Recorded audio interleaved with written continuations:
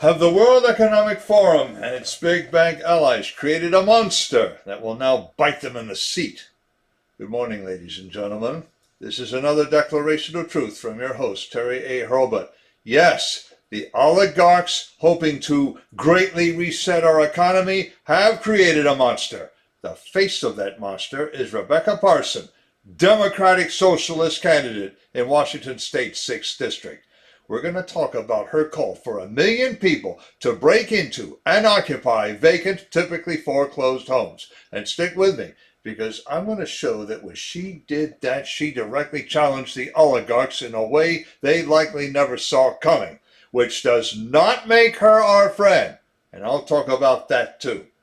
Before I begin, I want to shout out to the sponsor of this channel, which is Conservative News and Views. Link in the description. Be sure to check out the awesome CNAV Store. Scroll down near the bottom for that link. Lots of good merchandise there, including this t-shirt. Can you see it? Rhino hunting. While I'm at it, I want to shout out to another sponsor, BitNext. This is your chat replacement for Zoom, Slack, the Google G Suite, Microsoft Office 365, Dropbox, WeTransfer, and Chili Piper, among others. Unlike any of them, BitNext protects your content and conversations so well that even the administrators can't see it. So this is your channel for secure comms, conferencing, cloud storage, and file sharing. Best of all, everything is back-end, so you don't even need client software. If you have a browser, you can use BitNext. Follow the link and give them a try. 28 days free of charge. You can't beat that with a stick. All right, ladies and gentlemen, pay attention. This is serious business because Rebecca Parson was not joking. She recorded her remarks on a video ad according to Fox News and the New York Post. I have a link in the description to her tweet displaying the ad, which she pinned on her account. Here is a direct quote. Imagine I proposed a housing for all bill in Congress. Then imagine you, me, and 1 million of our friends took action and occupied empty houses nationwide. They couldn't ignore us. No one has ever done anything like this. That's why it's going to work. Unquote, Rebecca Parsons. Now, by empty houses, she means vacant, usually foreclosed homes. The banks that own them now are offering them for sale or rent at a deep discount. Evidently, that's not deep enough for all those whose votes Rebecca Parson now seeks. Interestingly, Washington state law says that the abandonment of a house constitutes an offense against a charge of trespassing. But abandonment has two important legal elements. Have these banks done anything to show that they have given up any right to the property? Not if they are actively offering it for sale or rent. And those two acts clearly show that the banks do not intend to let those homes go. So neither element of abandonment is at work here. Well, somebody pointed out to her that she was encouraging people to break the law. So she tried to clarify.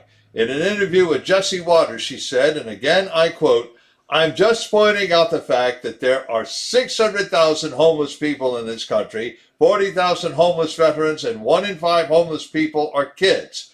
Meanwhile, we have 28 empty homes for every homeless person, so I'm calling on all of us to think about the empty houses that are owned by corporations like BlackRock, like Zillow, like the banks that are owned by these companies, these large corporations, and not being used for what they're intended for, which is actually housing people, unquote.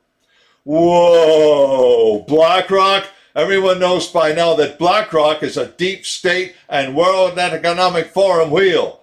This cannot be what Klaus Schwab, head of the WEF, meant by a great reset. So when she talks about a squatters' rebellion, she is going against those powerful interests. But those same interests did help create the problem. When they say, you will own nothing and you will be happy, they really mean that they will own it all and the rest of us will beg and be beholden to them. Well, Rebecca Parson says, foxtrot that. Play the video again. You'll hear her drop that F-bomb. Then she plumps for anarcho-communism. Anarchy is a common transitional stage in any revolution, or putsch.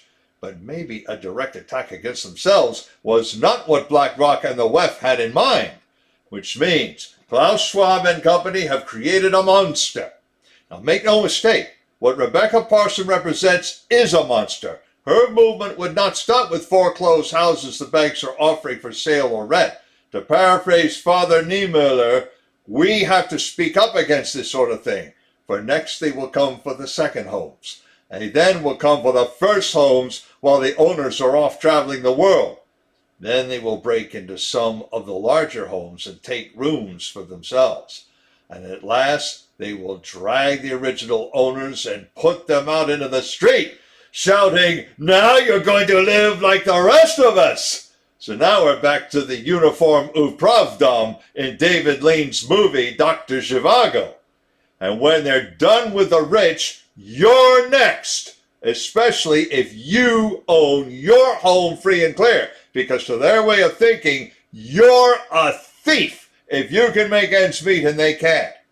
But the oligarchs likely never intended that a Rebecca Parson would directly attack them, as she has now done. And furthermore, she attacked them first, by name. What's more, her accusations against them are correct. In the heading of the tweet, she types this: "Wall Street is buying up entire neighborhoods, rent and home prices are soaring, working people can't afford homes," unquote. Now, I would tell her to look in the mirror, except that she didn't vote for lockdowns and economic shutdowns. Incumbent Derek Kilmer did. Now, the solution is economic freedom, not wholesale theft. Nevertheless, the oligarchs have clearly lit a fire they can't quench, for they don't have the moral authority to quench it. Links to the description of the article, to the tweet containing Rebecca Parson's video ad, and to conservative news and views. I have another link to the awesome online store and to BitNext, as I mentioned. And if you like what you've heard, you can like this video and subscribe to this channel. This is Terry A. Hurlbut, delivering another declaration of truth and reminding you to let the truth set you free.